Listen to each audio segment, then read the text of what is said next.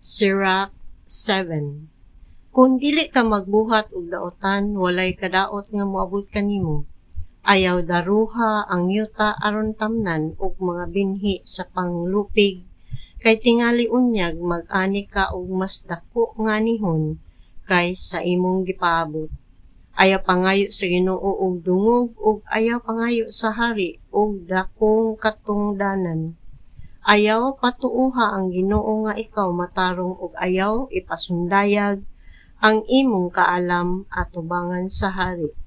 Ayaw pagtinguha nga mahimo ikaw nga usa ka maghuhukom gawas kun aduna kay kalig-on sa pagsanta sa pagpanglupig kay basig magpagawong ra ikaw sa usa ka tawo nga ana sa gahom ug ang imong kaligdong madaot. Ayaw pagpakasala batok sa katawhan ug ayaw pagpakaulaw sa imong kaugalingon atubangan sa imong katagilungsod. Ayaw himua ang samang higasala sa makaduha. Ang silot nga naangkon nimo sa unang higayon igo na unta. Ayaw paghunahuna nga tungod sa kadaghan sa imong gasa, dawaton gayud kini sa Dios nga labing halangdon. Ayaw gayud kaluya sa pag-ampo ug ayaw pakyasa ang pagtabang sa mga kabus. Ayaw kataw-i ang usa ka tawo nga naluka pa. Ang Ginoo mao ang nagpahimutang sa usa ka tawo sa ubos, apan ang Ginoo mauusab ang magbayaw kaniya pag-usab. Ayaw pagmugna og mga bakak batok sa imong mga higala. Ayaw gayud pagpamakak. Wala gayud kini kaayuhan bisan unsa. Diha sa usa ka tigom nga opisyal, ayaw pagbarog ug pagsulti sa daghang mga butang nga walay hinungdan, ug ayaw balik-balika ang imong isulti kun mag-ampo ikaw. Ayaw paglikay sa bugat nga trabaho. Ang labing halangdon maoy naghatag kanato niining mga buhata nga iyang ipahimo. Ayaw pagtipon sa pundok sa mga makasasala. Hinumdumi nga ang Ginoo mo silot gayud. Pag mapaubsanon pag-ayo kay ang tanan mamatay o madunot. Ayaw pagluib sa usa ka higala tungod sa salapi. Ayaw budhii ang usa ka matuod nga higala bisan patungod sa tanang mga bulawan sa kalibutan. Ayaw palabya ang higayon sa pagpangasawa sa usa ka maalam ug maayo nga babae. Ang usa ka maayong asawa mas bililhon pa kaysa bulawan.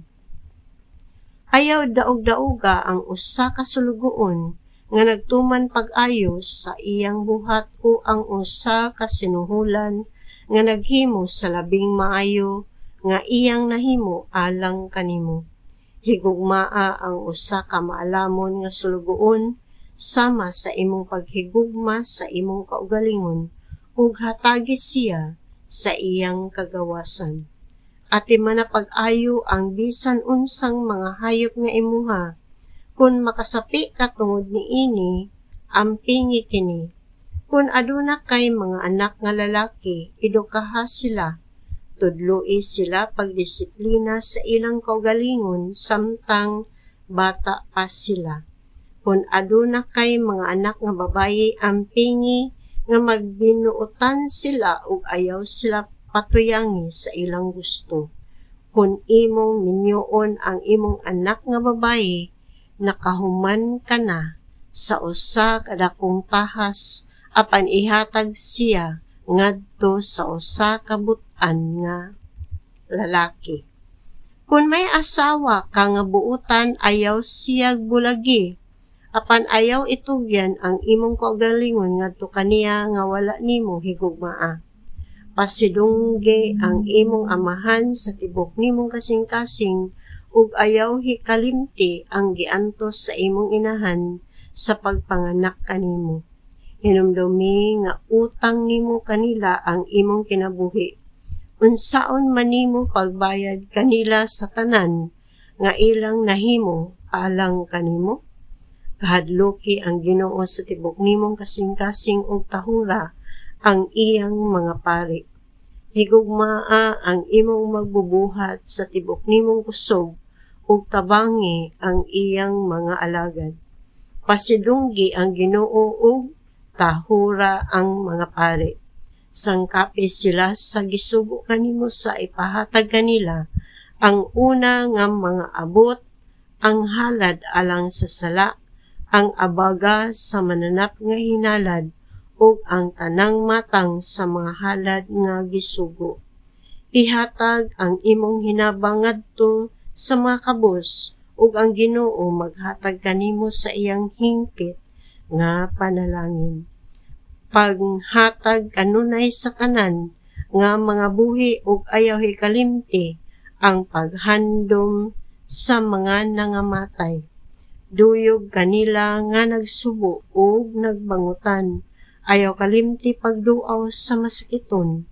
Higugmaon ikaw tungod sa mga butang nga sama niini. Bisan unsa ang imong buhaton, hinumdumi nga moabot gayud ang adlaw nga mamatay ka. Kung buhaton mo kini, dili gayud ikaw makasala.